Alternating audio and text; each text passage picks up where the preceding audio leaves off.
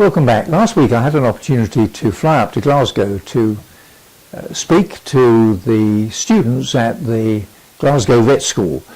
There were about 40, I think, of them. They were from second year, third year and fourth year mostly, and they were members of the Glasgow chapter of the VBMA, that's the Veterinary Business Management Association.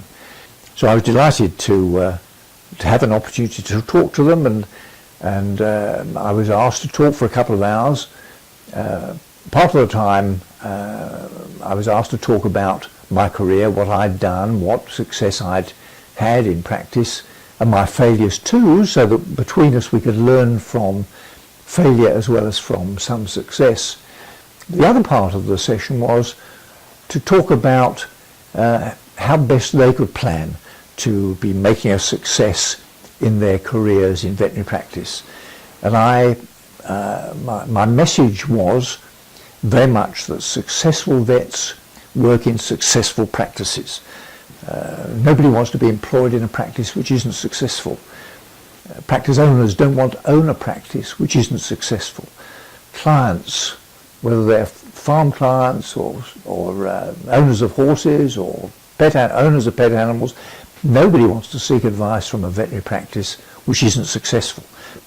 The difficulty, of course, is that each of these stakeholders will measure success differently, and we had quite a long discussion about how clients would measure success, how practice owners would measure the success of their practice, and how employees, veterinarians and support staff and nurses, technicians, how they would measure the success of their practice.